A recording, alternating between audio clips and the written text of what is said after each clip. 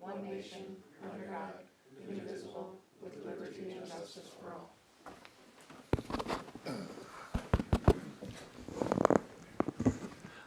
Item 3 on the agenda, roll call. Administrator Polfus? Councilmember Ball, Present. Councilmember Jensen, Present. Councilmember Maroney, Present. Mayor Robenkamp, Present. and Councilmember Scott is absent. Thank you. Moving on to item 4, open forum. City Council invites residents to share new ideas or concerns related to city business not already on the agenda. However, individual questions and remarks are limited to 3 minutes per speaker. Now, City Council action will be taken, although the council may refer issues to staff for follow-up or for consideration at a future meeting. The mayor may use discretion if speakers are repeating views already expressed or ask for a spokesperson for groups of individuals with similar views. Speakers should state their name and home address at the podium before speaking. Do we have anybody here that wishes to address the council in open forum this evening?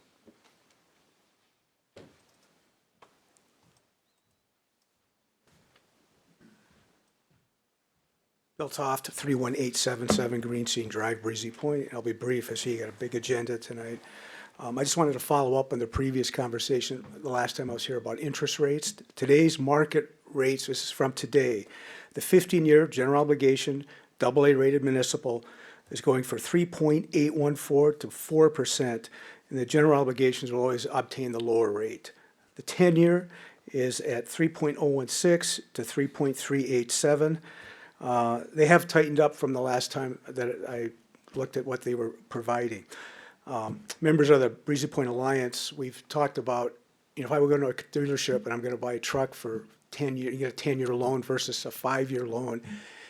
My payment's going to be lower on the 10-year, but I'm going to pay almost 100% more interest. So most of us feel that we'd like to, a shorter period of time frame, obviously, to pay back that loan. Now, I know all of you have probably talked to people in your network, so you've got ideas about how this is going to play out, but it's going to be interesting to watch what you guys decide. One other stat, then I'll be done. 83 of the 106 incident calls that are going to be talked about tonight occurred in the disc golf complex. 51 occurred in the disc golf expansion just over the last 2 years. And I know you all know what the Breezy Point Alliance solution is to this, but I just wanted to make you aware that's where most of the incidences that are happening in the park complex. Thank you. Thank you, Mr. Tao. Is there anybody else who wishes to address the council in open forum? I'll ask again, is there anybody else who wishes to address the council in open forum? Hearing none, open forum is now closed.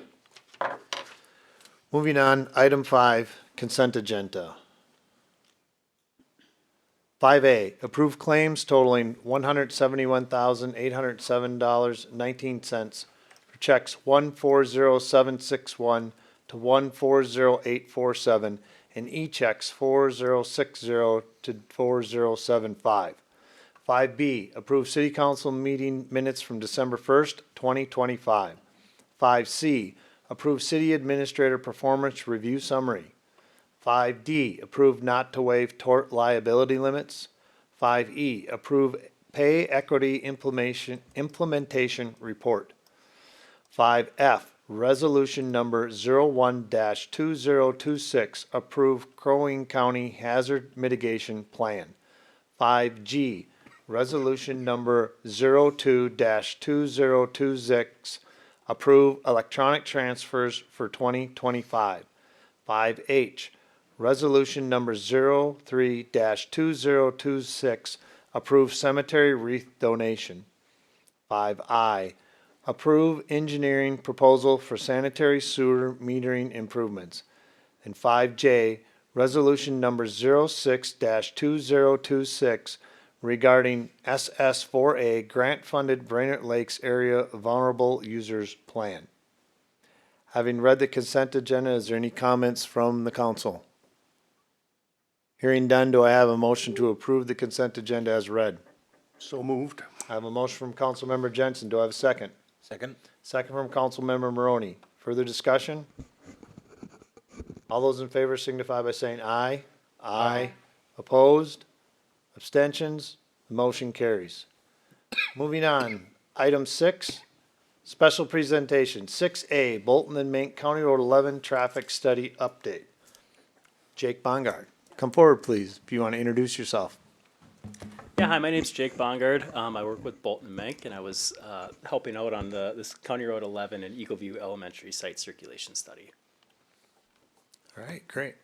Great. Mr. Mayor, members of the council, thank you for having us here today. So I just want to run through a quick presentation. So this is a study we've been working on for about the past 6 months to enhance safety and improve operations at the Eagle View Elementary School located off Highway 11. So if we could go next slide. So just generally for what we're planning to cover with this presentation is just give a study overview, kind of an overview of the extents that we're looking at, talk through the goals and objectives, talk through the alternatives, as well as the engagement that occurred as part of this, hit on the evaluation, metrics that went into kind of the decision making and into the recommendations, and then follow up with those recommendations. So, so from a project schedule standpoint, as I mentioned, we started about 6 months ago, and really where we started was with the existing conditions analysis. So we like to build that foundation for what the recommendations start from. So we went out and collected data shortly after school started. Ran some safety analysis and really culminated that first phase with an open house at Eagle View Elementary School. Following that initial input, we moved on to the alternative analysis phase from October to November. And from there, we took that initial existing conditions, we looked forward and looked at future forecasts on Highway 11 and started to look at some options. And we'll show some roundabouts, some traffic signals, some things that were reviewed on the school site as well.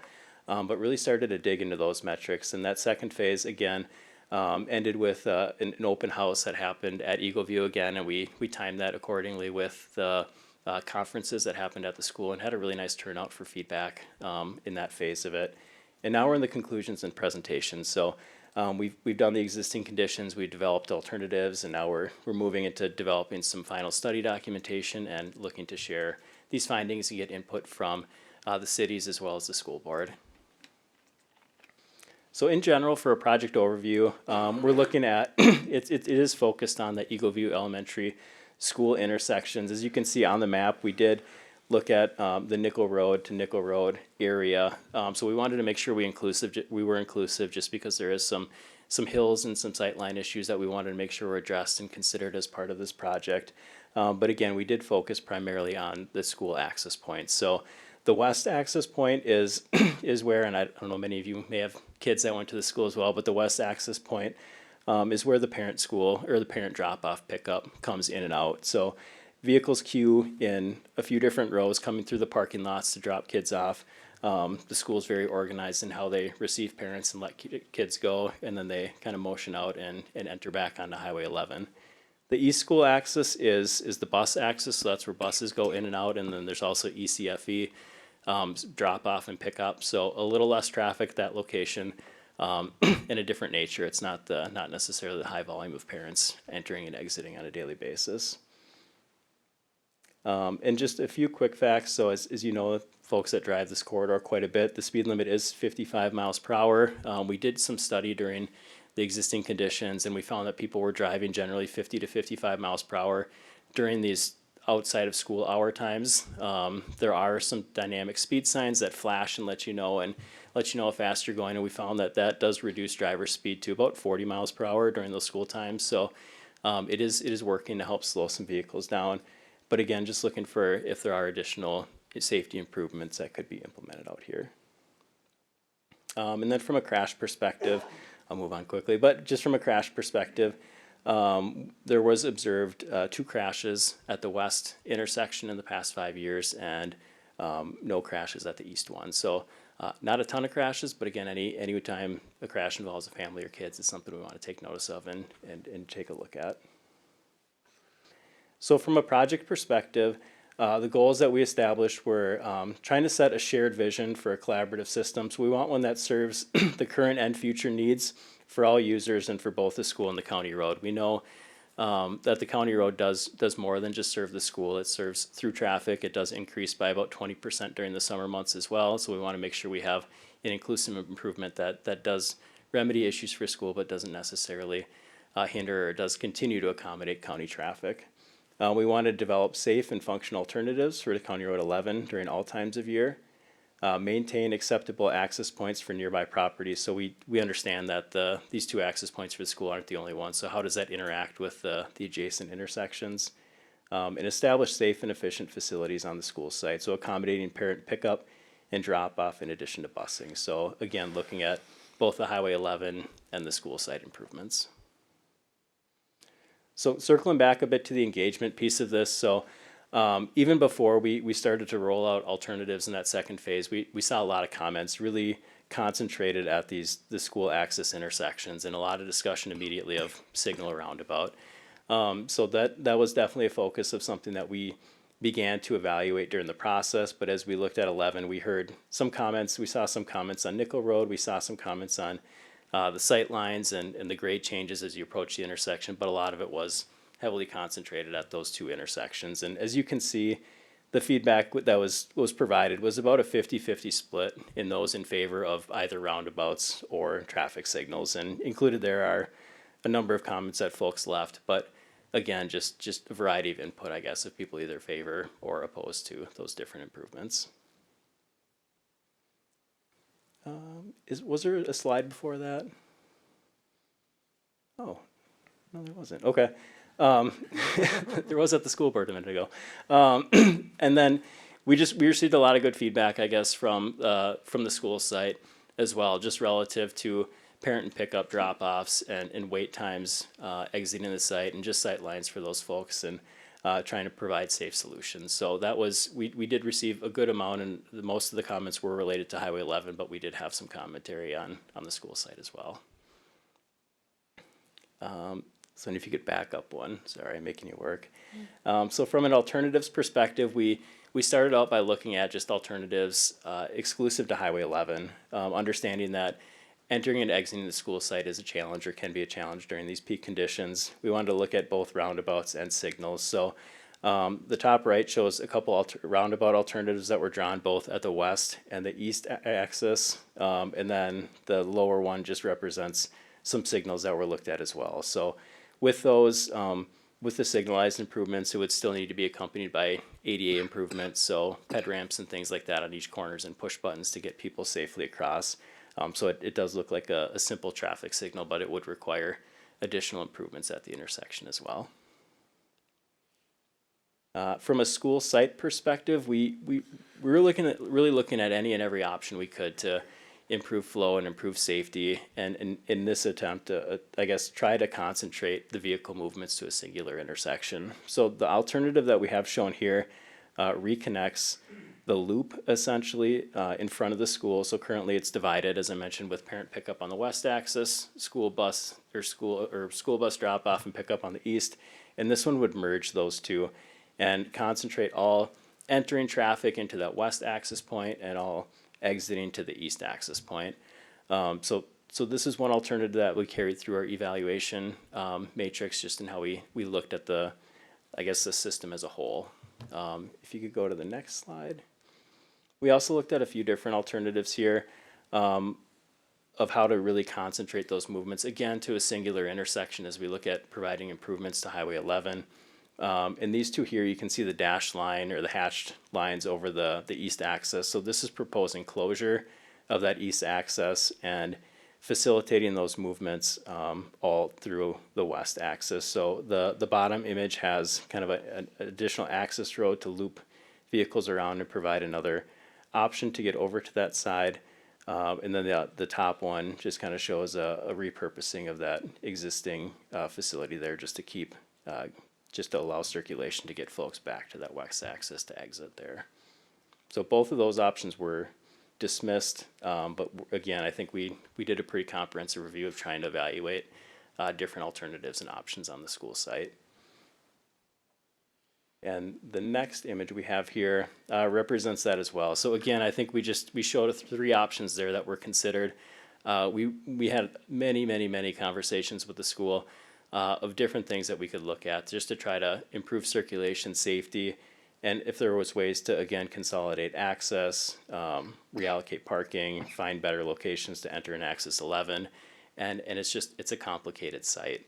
And for example, we have the road going through the middle of the two fields accessing Highway 11 and trying to consolidate those accesses. And that was met with some opposition again, I think, just with it would complicate it for children kind of running around the schools, and it would kind of segregate their site a little bit more. So again, I think we looked heavily at trying to find inclusive improvements for the highway and the site to try to find a good option, and we're just met with many challenges in doing that.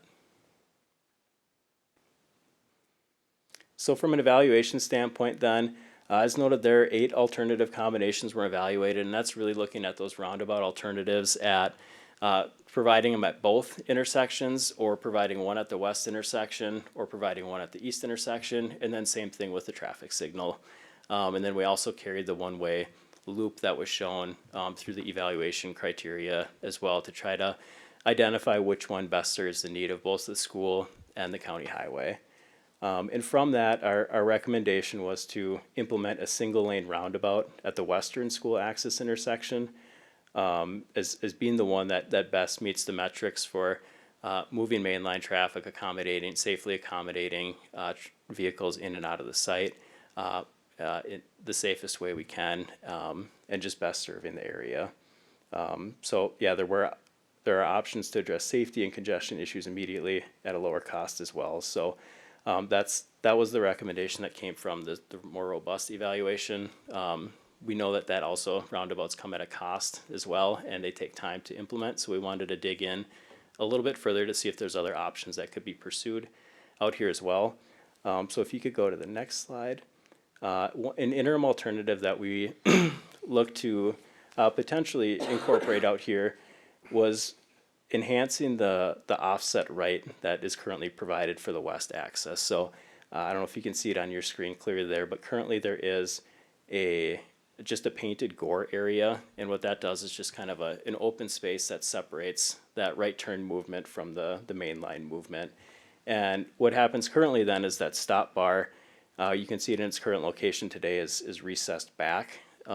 So one of the things that we were looking at as an interim option here is to replace that painted area with a concrete raised median, just to provide a little more definition and a little more protection in that area, and potentially extend out the east side of that northbound approach coming out of the school, just in order to be able to move that stop sign up as well. And what that would do is move the line of sight from its current location to bringing it forward past where that turn lane is, and where there could be a vehicle turning into that intersection, really blocking sight lines and making it more complicated to turn out of the site during those peak hours.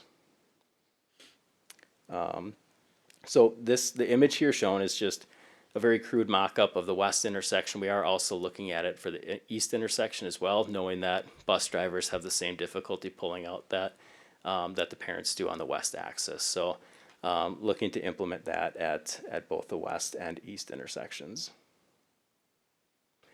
And the images shown here, again, I think so the west school axis is on the top, the east school axis is on the bottom. And what we like to do from a sightline perspective is to understand how far someone needs the vehicle to be away to be able to safely pull out from that side street movement. Excuse me. So the distances that are shown here are for 55 miles per hour. And the red represents a vehicle sitting at its current location where that stop bar exists today. The blue would be if a vehicle were to be able to pull forward with this interim measure. And you can see that line of sight, or that red area where there's a green car shown in that right turn lane coming in. So if we were to move that stop bar up, we would move the line of sight up, and that would allow someone to see a vehicle coming more safely, be able to judge that gap, and hopefully be able to pull out more safely and more efficiently. So as we look at reduced speeds, so 40 miles per hour during these peak, or during the school condition time, those sight triangles aren't quite as long, just because with the speeds it doesn't take quite as long. You don't need quite as much reaction time to pull out, but still it's much of the same, where that vehicle in that right turn lane does kind of block things where it currently sits today. And then next slide. So yeah, from a recommendation standpoint then, so the most fiscally responsible solution in the immediate time frame, we're recommending to implement the interim alternative of reconstructing the eastbound right turn lanes and extending that northbound approach at each of the school accesses.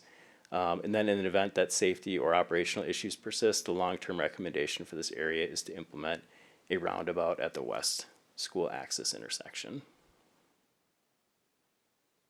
And next steps following this. So again, I think we're here in front of you all today, the school board as well. We also have a representative from our project team over at Pequot Lakes today giving a similar presentation. So our goal is to gather feedback from all participating agencies and just get a good handle on what comments, questions, feedback is out there, so we can kind of get that assembled and respond to anything that comes up, and then looking to finalize our study documentation here within the next month or so. Okay, great. Thanks for the presentation, Kurt. Council, questions? Any comments? I know we've had one council member has been involved in the meetings, but if you have any comments or thoughts, Yeah, now's the I would time. just like to thank Bolton and Mink and Crow and County Engineering. They were great to work with, as was the school. You know, I mean, everybody wants to see safety for the children. But I think the key to the recommendation summary is the cost outweighs the benefit. You know, a single roundabout's 2.2 million? It was roughly in that area. Yeah, yep, somewhere in there.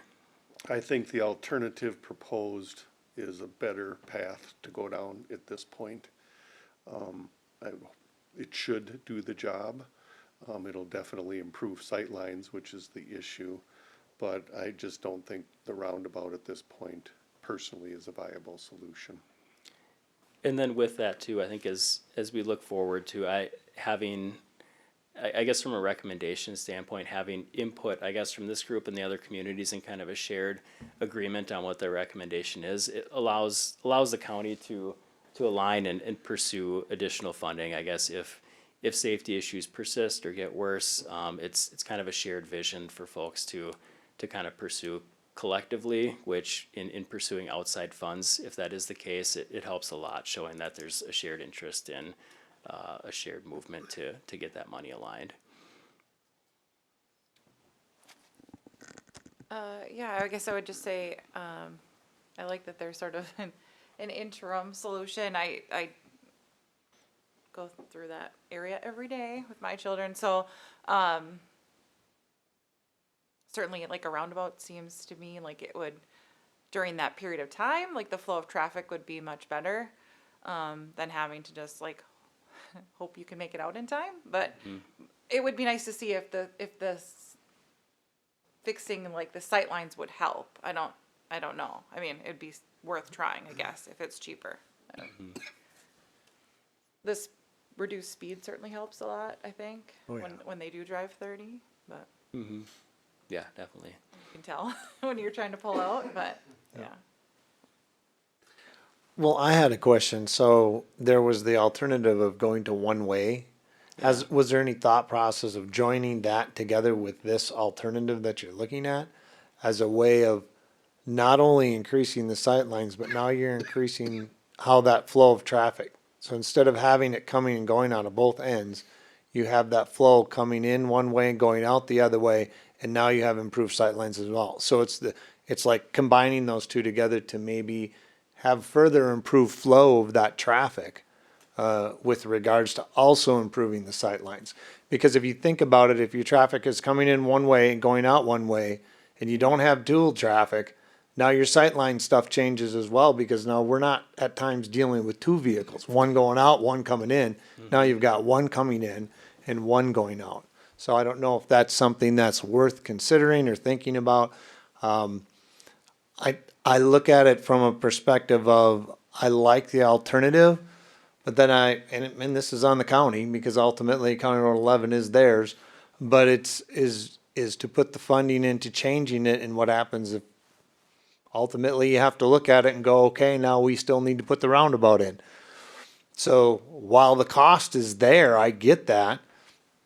You also look at what's the cost to do what you're doing now, and then if you have to put the roundabout in later, there's an actual increased cost as well, which ultimately at the end of the day, while there's a county road, it does impact our taxpayers. So Right. I look at it that way too. So on one hand, I see the value of going with a alternative that says, hey, let's try this and see if it works. But I also see it from the idea that you save money in one hand, but then you lose money on the other hand. So anyway, just my thoughts on it. But you know, Yeah. if that's ultimately what's decided to do, then I think at least it's moving in the right direction for the safety of our families and our children that are going in and out of that school, because it can get heavy. And I know that our officers patrol that up there on a regular basis as well, and I think that helps a lot too.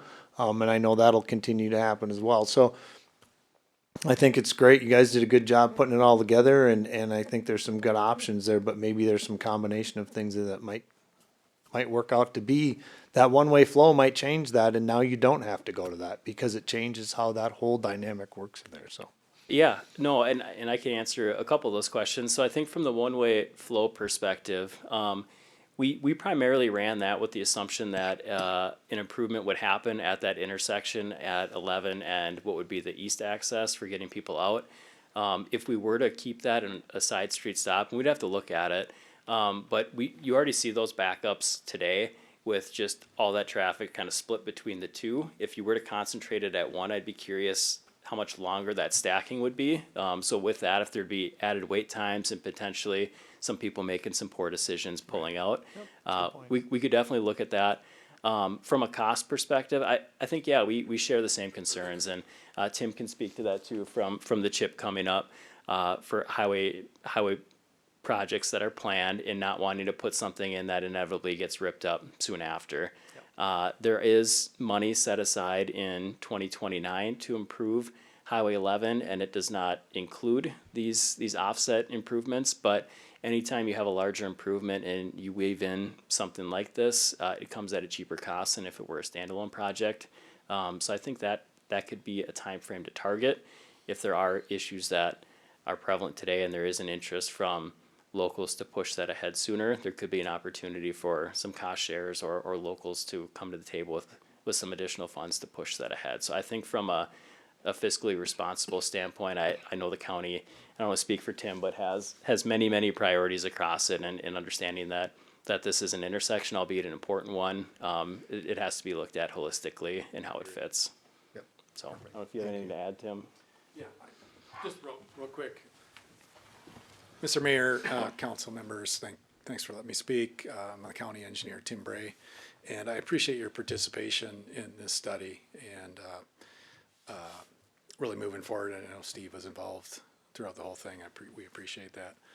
I just wanted to reiterate something that he said about the shared vision and what we're asking to all the elected bodies tonight to take a look at this over the next month and give us the comments, because eventually what we would like is that all the entities endorse it, because we've been talking about this for 12 years, and we've implemented some interim solutions, already.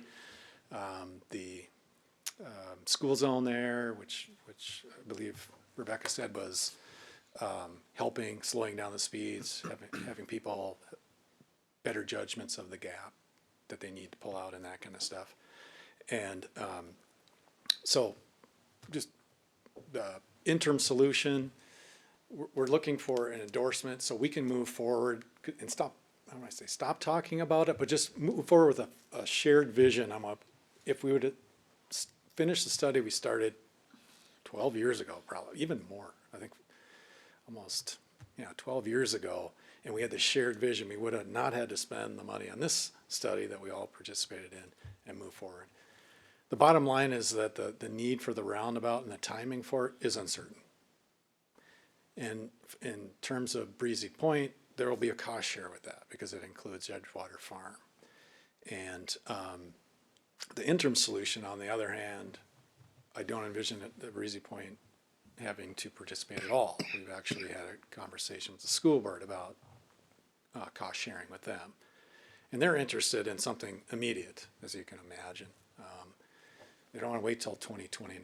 And so that's my homework, to go back and look at our highway improvement plan and the budgeting with that to see if we can somehow build something sooner than 2029, but then also not put it in jeopardy of being taken out as we do the larger improvement to 11.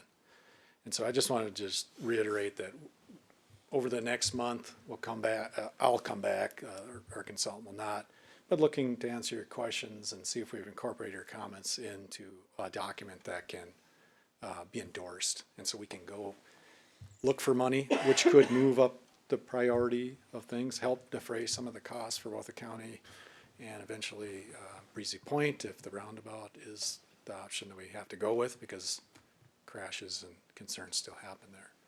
So I'd be happy to answer any other questions. Yes, I have one additional question. Sure. In the initial meeting, the cost share you had mentioned would be 25% for Breezy Point and 25% for Pequot. Is that still the case, or now Breezy has to absorb 50%?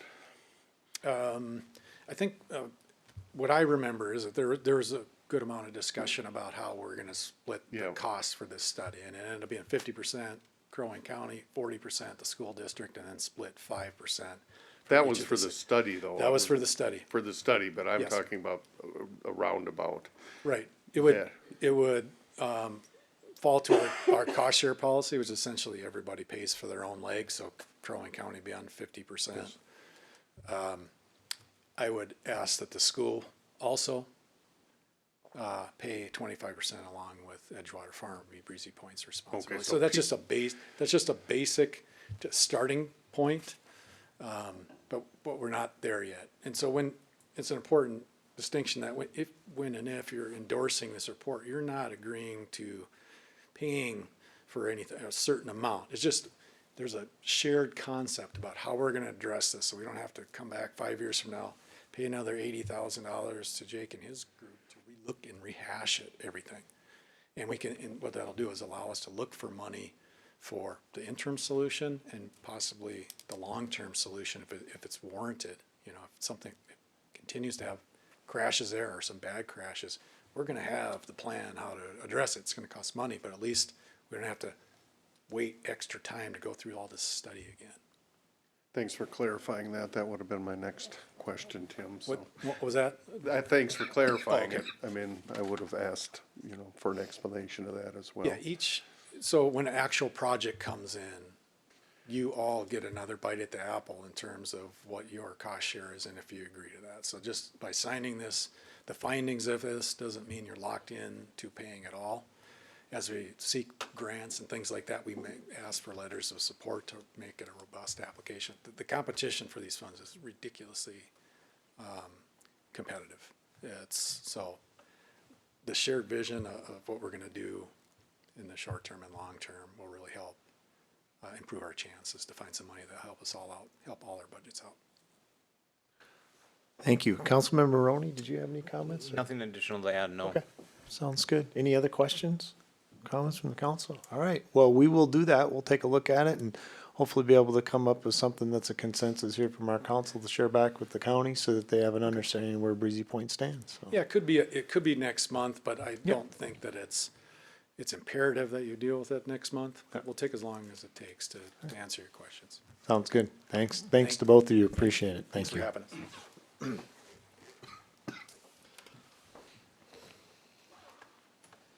All right, moving on with the agenda, we're at item 7, business items. We're going to 7A, resolution number 042026, receiving amended feasibility report for the 2026 street improvement project, and Nick Peterson. Good evening, Council. Nick Peterson with Woodseth. This resolution is for the amendment to the feasibility report that was sent to the city on December 12th. Additional information became available regarding the ability to assess 5 lots on Bluebird Lane.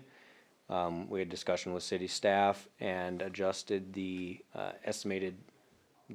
total amount of assessable lots and the estimated cost share splitting in the feasibility report. Additionally, after the public improvement hearing that we held, some public comment became available as well as city staff input, and that led us to incorporate an extension of Piney Way to the end of the platted right-of-way that the city has into the feasibility report. We updated those cost estimates as well. All right. So basically, we're looking at approving the updated resolution or amended based on what Nick presented. Are there any questions from the council? Any comments? None for me. Okay, do I have a motion to approve the amended feasibility report as given? So moved. I have a motion from Councilmember Ball. Do I have a second? Second. Second from Councilmember Jensen. Any further discussion? Hearing none. All those in favor signify by saying aye. Aye. Opposed? Abstentions? The motion carried. Moving on to 7B, Resolution Number 05-2026, order improvements and authorized preparation of plans and specifications for the 2026 street improvement project. Again, Nick. I don't have the resolution in front of me. Oh, sorry, I can do that. Sorry, Ally. Administrator Pofus. Sorry, hold on. Let me scroll back up. Well, as part of the 2026 street improvement projects, the next step after we held the public hearings earlier tonight is to officially order the improvements and authorize the preparation of plans and specifications for the 2026 street improvement project. This also kind of falls in line with your next action item, which will be the design contract. So this is just the next steps in the process. All right. Are there any questions or comments from council? It's pretty clear cut what we're looking at doing here, and we know this is a part of the process, so. Do I have a motion then to approve resolution number 05-2026? So moved. I have a motion from Councilmember Jensen. Do I have a second? Second. I have a second from Councilmember Ball. Any further discussion? Hearing none. All those in favor signify by saying aye. Aye. Opposed? Abstentions? The motion carries. And moving on to 7C, approved proposal for design and contract administration of 2026 street improvement projects. Nick?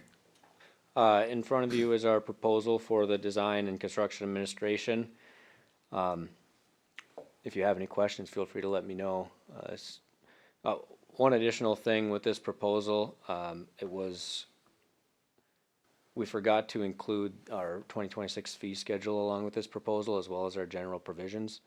These are in the other proposal that was in the consent agenda, so they're in your packet still. They're just not attached to that specific proposal under 7C. So same general provision, same fee schedule, not attached there. So if you're missing that, any additional questions, feel free to let me know. Does the council have any questions for Nick? I think he explained what the piece was there, but it wasn't the consent agenda, so it was there and improved. Right. Well, hearing no other further comments, do I have a motion to approve the proposal for design and contract administration of the 2026 street improvement projects? So move. I have a motion from Councilmember Maroney. Do I have a second? Second. Second from Councilmember Jensen. Further discussion? Hearing none, all those in favor signify by saying aye. Aye. Opposed? Abstentions? The motion carries. Thank you, Nick. And Ally. Moving on, 7D, Bushman Road Bond Alternatives Discussion. Administrator Pofus. Yes, thank you. So as you know, throughout the 2026 budget process, the Finance Committee and Council reviewed options for the 2026 Bushman Road funding and identified a 15-year level levy bond as the preferred option. I put in your packet some considerations at the time. The 15-year level levy was what was included in the 2026 budget.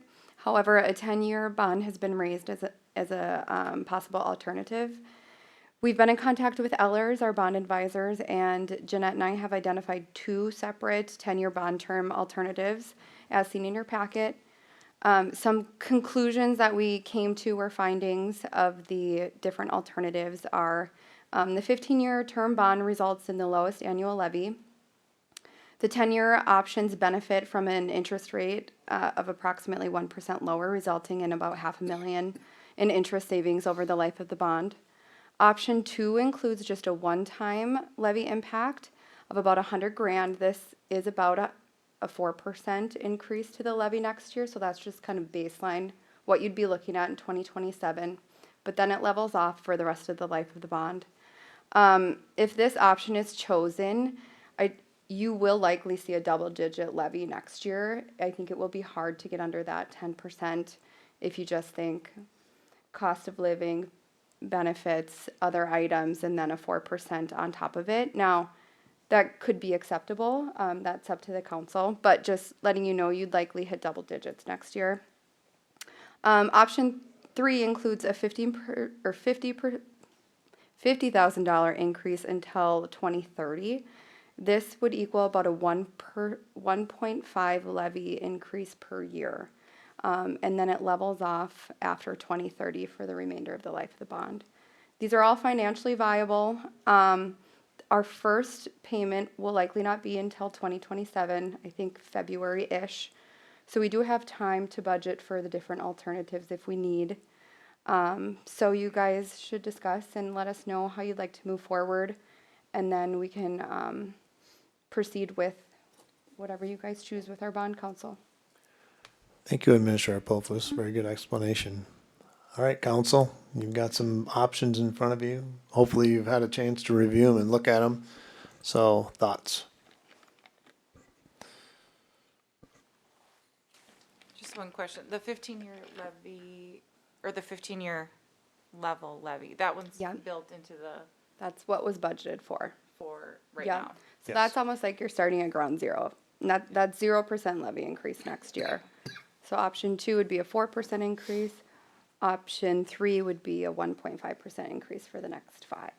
I know we've talked about this for other projects. I really like the gradual kind of increase. It helps with planning. So if we were thinking about going to like a 10-year, I do like, which is still quite a bit lower in interest, I do like the gradual approach to it where it would slowly increase and then we could sort of budget for that a little easier. So that would be my preference. I think would be maybe the 10-year gradual, but Okay. looking at the 3 right now. Yeah. I guess I would agree with that. I think the interest rate savings is substantial. I think everybody here, I mean, I know when I started out, we took a 30-year mortgage. We did that for one reason and one reason only, to lower the payment. And I don't necessarily agree with bonding for 15 years because it's the life of the road.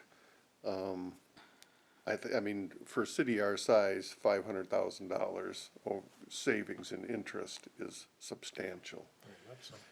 The question is, we've budgeted for the 15-year, where do the funds come, you know?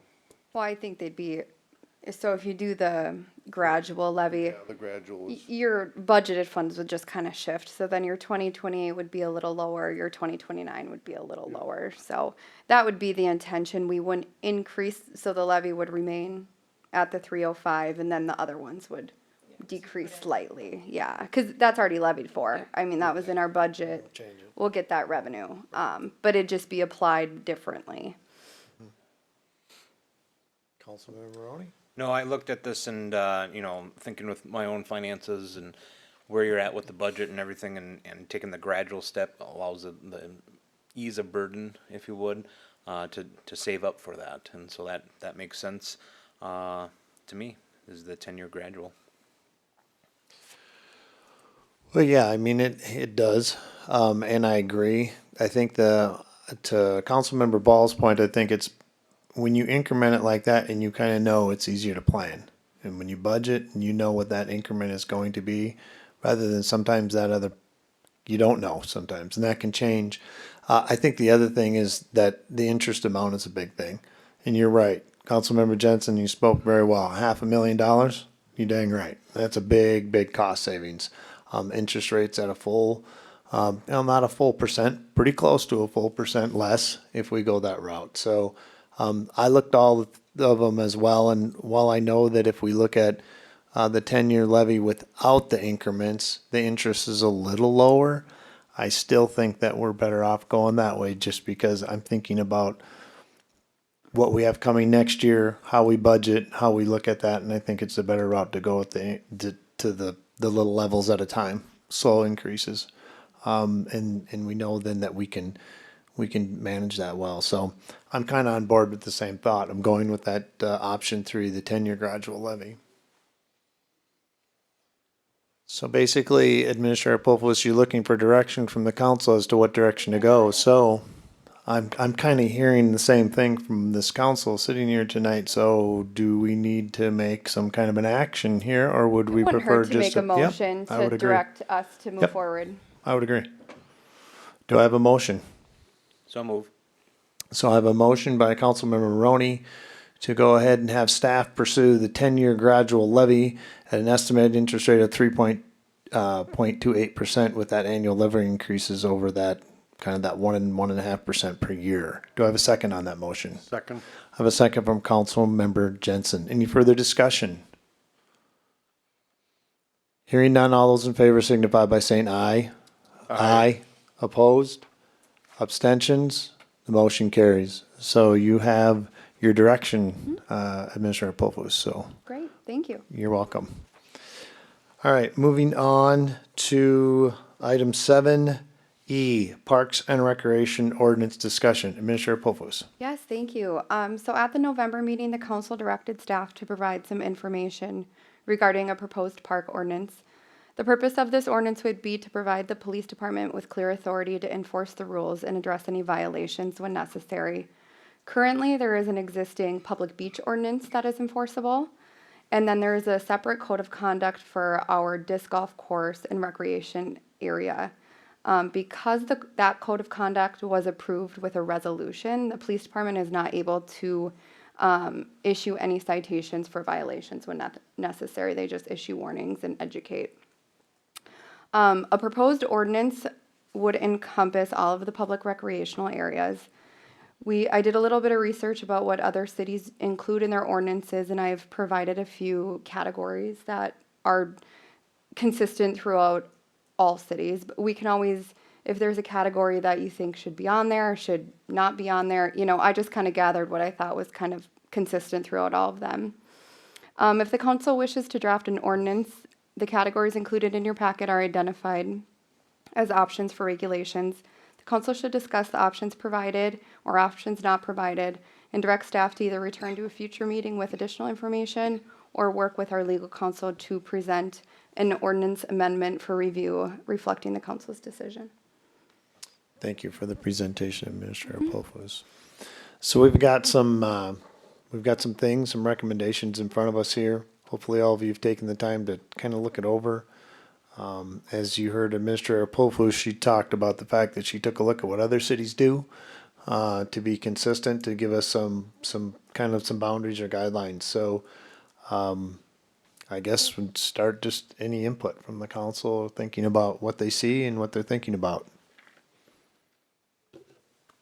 Overall, I liked the ordinance. I do have issue with the category of hours. If you look at our parks, you have the Sad Park on Breezy Point Drive. You could have that open 24 hours. It wouldn't make any difference. I mean, nobody uses it. The fishing dock, people go fishing a lot of times early in the morning. There's never been a problem there. The public beach is patrolled regularly by the officers. I think those hours are appropriate, 10 to 8. For the disc golf courses, the driving force behind this push for an ordinance really came about because of once the expansion course opened, in my opinion. And I think changing the hours on the disc golf course from 6 a.m. to 10 or 11 p.m. or sunrise to sunset or, 6 to 9. Currently, they're 8 a.m. to 8 p.m. That's plenty of hours. The police, due to the way, terrain of that course, you could walk it, but it's just not feasible. You need the side-by-side to be able to patrol it. Now, I understand, most cities, I understand wanting this is the time that the parks are open. But due to 3 of them being in residential areas, and, the disc golf course is noisy, I don't think that you can have consistent hours across all parks, in my opinion. But Yeah, I'd agree with that too. There was a reason we sort of had limited hours for the disc golf course, and I don't think think we should be changing those now, although it does mean that there would be one park with different hours, but I think that's manageable. So I guess I'm in favor of leaving the hours as they are now as well for that. I guess I'd be curious, like, if there were other things that aren't listed here that maybe I'm not thinking of that were maybe in some other ordinances, like, is there like, would it be worth like seeing a list of that? I was just thinking like, I thought like noise was mentioned, like, I don't know if there's things like that, like, or if the hours would be enough to limit that, or should we be talking about like loud music or things like that? I don't know. Maybe did- there's things I'm not thinking of that we would want to consider putting in there, but Yeah. obviously these are all good. Yeah, so Brian, Joe, and I met to discuss all this, and we had a pretty deep discussion about noise in general and how it's terribly hard Yeah. to enforce. And I don't know if you want to speak to that at all, Brian. So, for noise ordinance, and we have one in place now for like construction and stuff, early morning, certain hours. Technically, you need a decibel meter in order to be able to enforce those. We don't, we just, obviously go tell people, you need to be mindful of the time, you can't start these projects until whatever time in the morning. And then on to some of the other stuff as well. I don't think we need to bog this down with a bunch of different possible violations because state statute handles a lot of that. So if we start getting into disorderly conduct, we're not gonna issue a city ordinance violation. That'll be a state citation. Okay. We already have the alcohol ordinances, and some of our current ordinances cover the parks as well. So, Okay. I think we have a pretty good, grasp on what's needed out there, and I think that's in that proposed ordinance now. And I think that was, why we wanted to pull the calls. Like, what are we getting calls about, and how do we address those calls? Not what new calls could we possibly get that we maybe have to address, So I think that was kind of where we came up with these, is to keep it simple, keep it what are we having issues with right now, and how do we hopefully, curb those issues. Not just the random one-off. I Okay. think also as part of this, it's a separate issue, but it kind of ties into this discussion that, in March of 2024, the side-by-side was approved. It's primarily for search and rescue, but it was, there was mention of the equipment being used for extra patrol hours on the disc golf course, community policing, things like that, that was budgeted for with overtime. And I think at the time, what was it? It was, the intent was to fund an additional 15 patrol shifts at 8 hours for 120 hours total aimed at golf cart and park patrol. But I think we need to keep that discussion, have that discussion again, because it is important. And it's up to resources that Chief Sandell has. I mean, that's what he can provide because it's on an overtime basis, so he can't guarantee. But I think it's important with the amount of calls we've had on the disc golf courses, specifically the expansion with 2 years only, that there is some type of patrol, but there's also, I think and Chief Sandell, can comment on this as well, the community policing is embraced in this community with the officers out on the side-by-side, in neighborhoods, and they do a good job of it, not being in the side-by-side just out on their regular patrols, but I think it's a discussion that we need to make sure things are getting, patrolled in the parks. I reported a violation at the park this November here at City Hall. I mean, they damaged, the picnic tables, they were dragged out into the fields. The individuals seemed to have a good time throwing around the poop bags and things like that, which Officer Garcia and myself cleaned up. And it happens, and Officer Garcia mentioned that, long-term, the city should look at cameras and, lighting too. But that's another discussion, is it's expensive. But at least the patrol part, I think, needs to be part of the conversation. And I don't disagree with that, but I would say that's a separate piece. So I think we need to keep that separate from what we're looking at right now. So I'm in agreement with what you're talking about with as far as the patrols, but I think it's in tandem with the ordinance, but it's separate. Yes, Right, I so, 100% yep, agree. okay.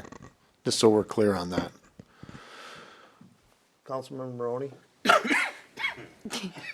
course, I apologize. I liked everything I saw. I liked everything that has been talked about. I kind of agree. You can't, as much as it would be nice to blanket the hours, I think the use cases and locations are different and therefore warrants the different timings. So I think that still can be amended per location on what we see as fit there. Otherwise, I liked everything.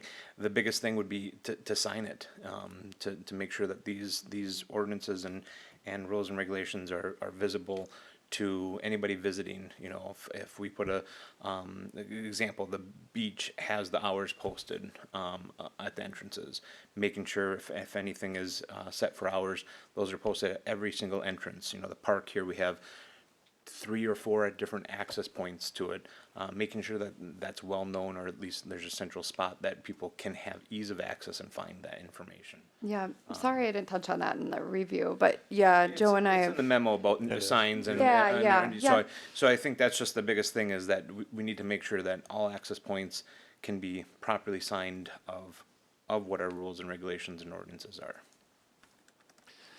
And I would agree with that 100%. And I think it goes even beyond just stating the hours. I would go so far as that signage includes all the different rules. Because I've been to other parks and it's literally, it's there. I mean, every one of them. Yes, no alcohol is allowed. It goes right down the list. Because if you don't have it there, then they think it's allowed. So I think, you know, that's how people kind of think. It's unfortunate, but I think that's the way it goes. As far as the hours, if I heard what you said right, currently right now, the hours that are set for the disc golf course were made through a resolution, so they're unenforceable, correct? correct, So basically, we could take the hours that were in that resolution and supplement them into the ordinance. correct. While they would be different from the other ones, they would be there, which then would allow our enforcement to be able to enforce it if it was being violated. Yep, so you just have a separate, Yep.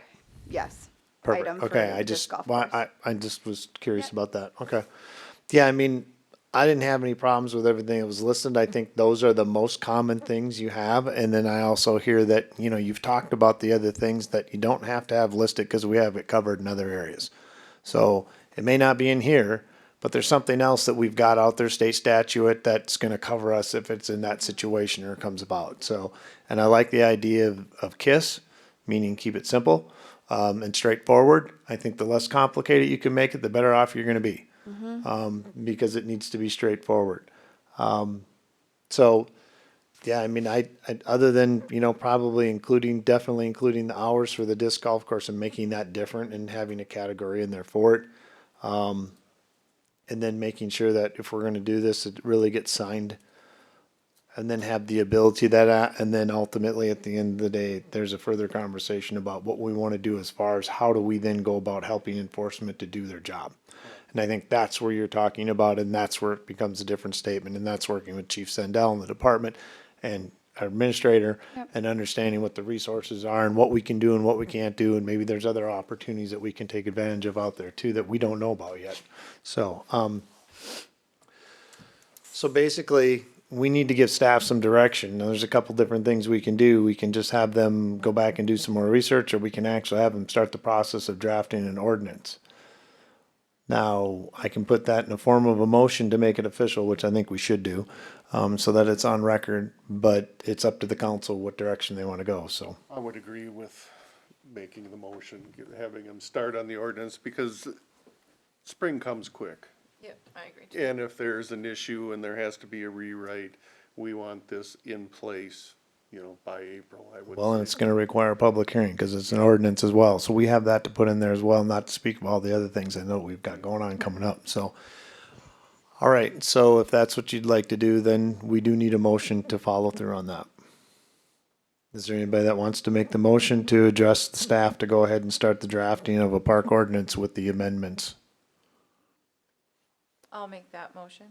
I have a motion from Councilmember Ball. Do I have a second? Second, I have a second from Councilmember Jensen. Again, this is to have the staff move forward with taking the current park ordinance, drafting it with amendments to it based on what the discussion was on tonight, working with legal, and then bringing it back to the council for further action. Is there any further discussion? Hearing none, all those in favor signify by saying aye. Aye. Opposed? Abstentions? Motion carries. All right, Administrator Polfus. Thank you. You're welcome. So I would love to get this back to you guys in February. We'll see how fast I can get it back from legal. But we'd like to get start on the signage too before the summer. So Fine. we will work on it. You got the marching order, so. Yes, I do. All right, thank you. All right, moving on. 8 on the agenda is departmental updates. 8A, City Administrator Polfus. Yes, thank you. I just wanted to update you guys kind of per, was it in our December meeting? I can't even remember. Short-term rentals, we've received 12 applications so far this year. We'll be bringing that back in March for review per the council's direction. So we should have that ready. I will be sending out a request for quotes for a sewer rate study that was in your guys' budget last year. So hopefully that's coming up this spring as well. And then just a reminder, we have our strategic planning session on the 3rd from 5 to 8 p.m. February 3rd, 5 to 8. So And that'll you'll send be us a here. reminder, right? I will send reminders, don't you worry.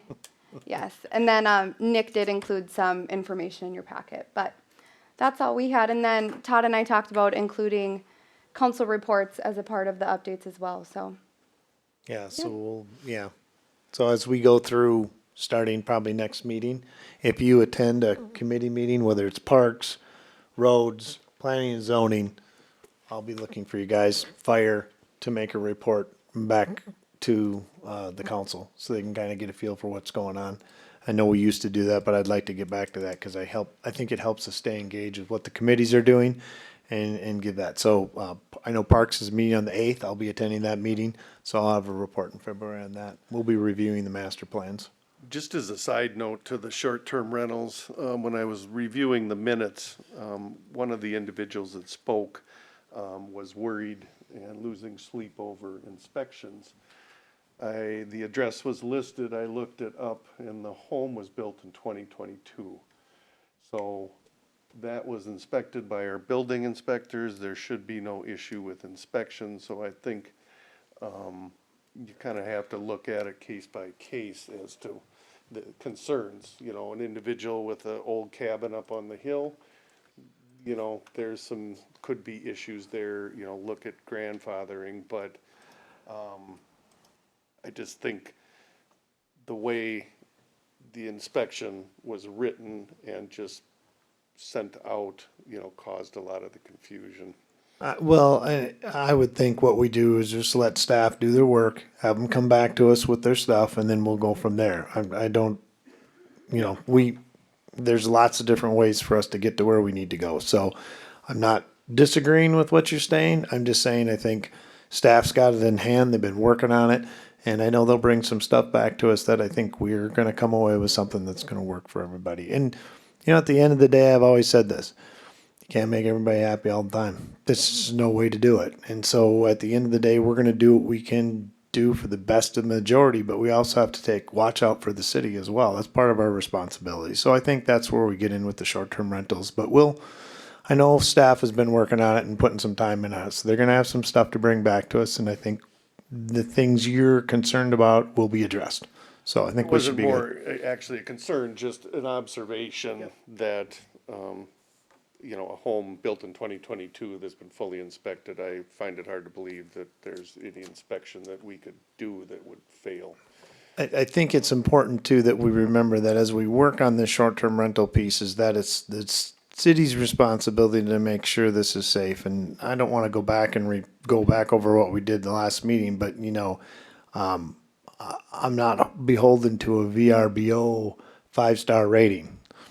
That, in my mind, that has nothing to do with what we're responsible for. And I think that's where some of the clarification needs to come in and just get everybody on the same page. And I think we can do that. So I'm not overly worried about it. And I know staff's got it well in hand. So I'm looking forward to see what they bring back to us.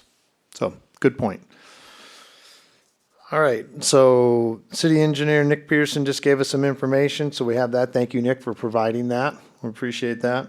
And other than that, I am to item 9, which is adjourn. Do I have a motion to adjourn? So moved. I have a motion from Councilmember Jensen. Do I have a second? Second? I have a second from Councilmember Ball. All those in favor signify by saying aye. Aye. Aye. Motion carries. This meeting is adjourned at 7:35 PM.